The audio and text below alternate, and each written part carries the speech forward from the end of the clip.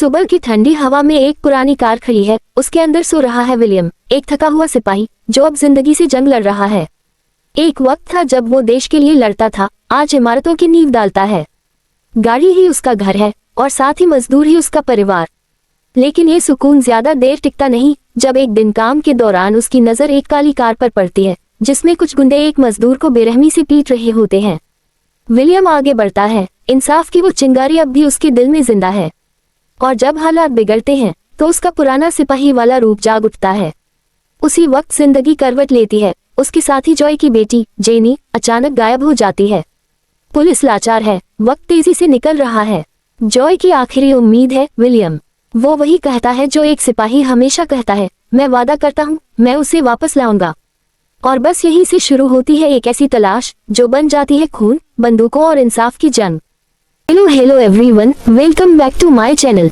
Guys, एक छोटी सी request है आप सब से, अगर आपको ये वीडियो पसंद आई हो तो प्लीज इसे लाइक दीजिए और कमेंट जरूर कीजिए। और अगर आप ऐसे ही मूवी एक्सप्लेनेशंस देखना चाहते हो तो चैनल को सब्सक्राइब करना बिल्कुल ना भूलें। कहानी की शुरुआत में हमें विलियम नाम करके एक इंसान को दिखाया जाता है जो कि अपनी गाड़ी में ही सो रहा था। सुबह उठने के बाद वह ब्रश करके काम के लिए तैयार हो जाता है। उसका काम भी जस्ट बगल में ही था। दरअसल दोस्तों, फिलहाल विलियम कंस्ट्रक्शन लाइन में काम कर रहा है और इस कंस्ट्रक्शन को गाजिया फैमिली लीड कर रही है।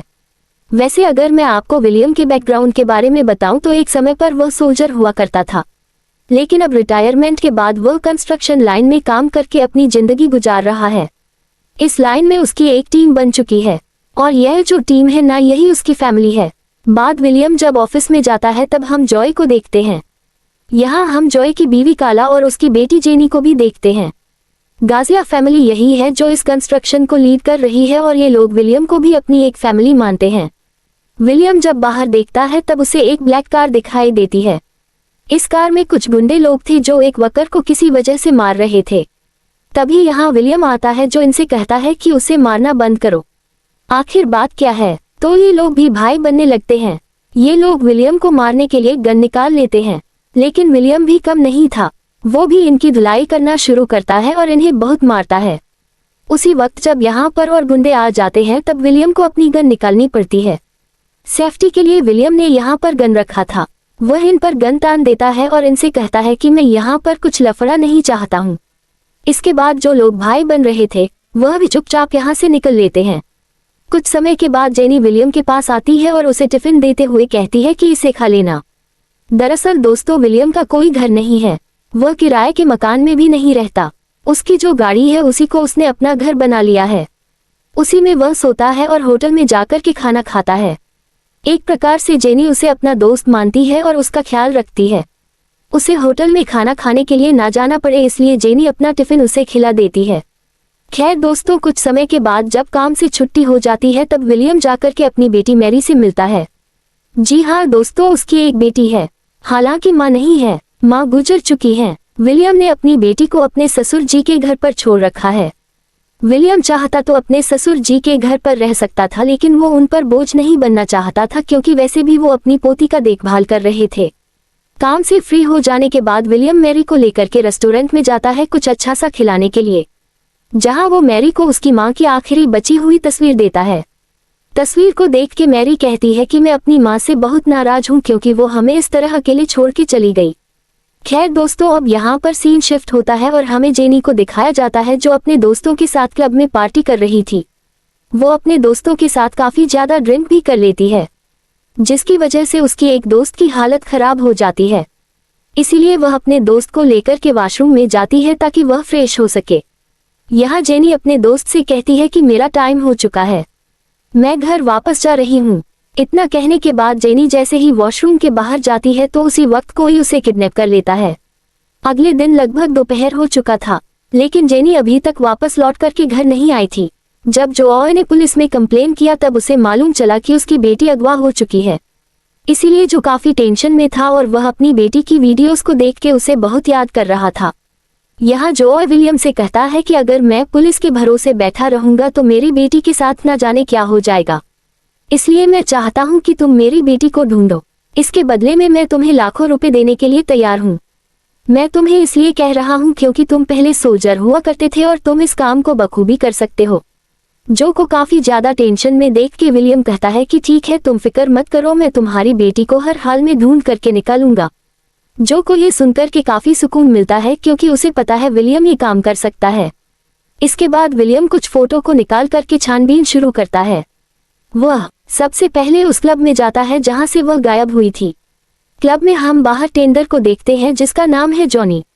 यहाँ पर हम देखते हैं कि जॉनी चुपके से पैसे लेकर के लोगों को ड्रग्स बेच रहा है और काफी समय से विलियम भी इस चीज को नोटिस कर रहा था। ये देख करके विलियम को इतना तो पता चल जाता है कि इस बंदे को कुछ ना कुछ तो जरूर पता होगा क्योंकि यह बंदा ड्रग सप्लाई कर रहा था, मतलब कि इसकी पहचान बड़े लोगों के साथ में जरूर होगी।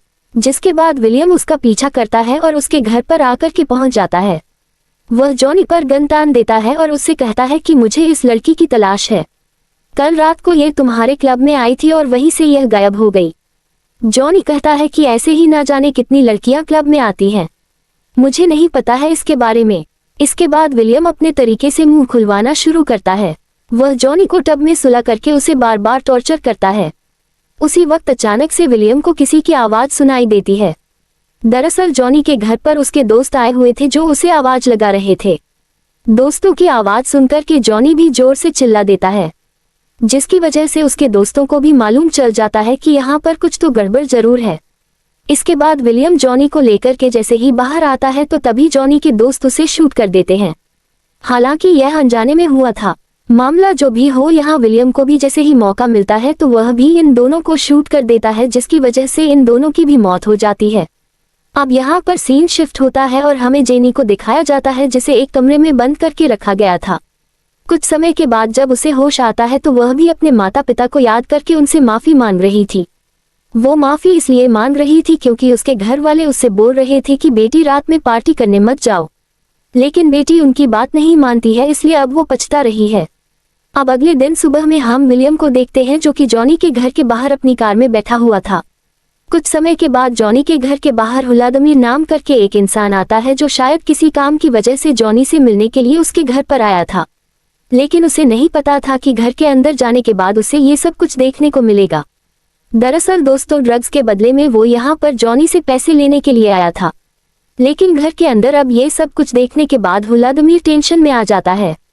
वो यही सोच रहा था कि आखिर इन लोगों को किसने और क्यों मारा, क्योंकि घर के अंदर सारा पैसा और ड्रग्स पड़ा हुआ था, जिसे देख के व्लादिमीर समझ जाता है कि यह चोरी नहीं हो सकती है, ये किसी ने जानबूझकर के किया है।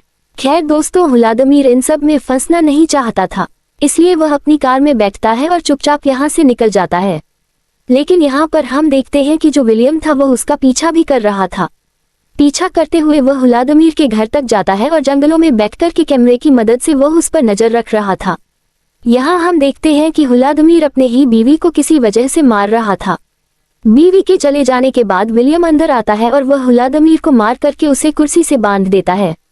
यहाँ जब वह विलियम को देखता है तब वह समझ जाता है कि इसी ने ही उसके आदमियों को मारा है।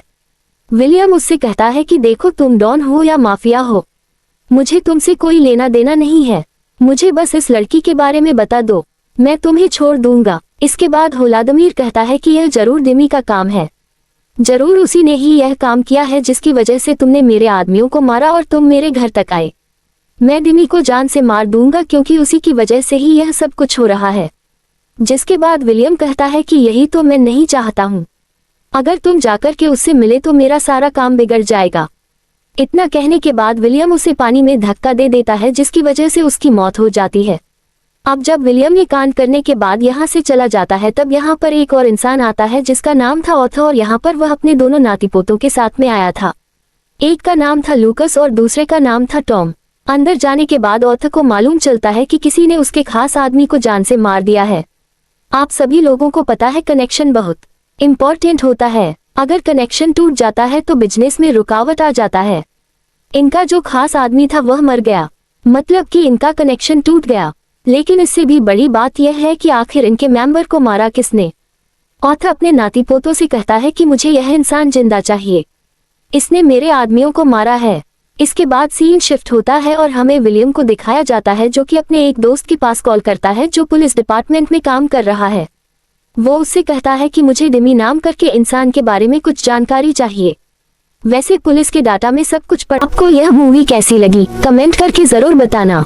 अगर वीडियो अच्छा लगा हो तो लाइक कर दीजिए और चैनल को सब्सक्राइब कर लीजिए। मिलते हैं किसी और वीडियो में किसी और मूवी के एक्सप्लेनेशन के साथ।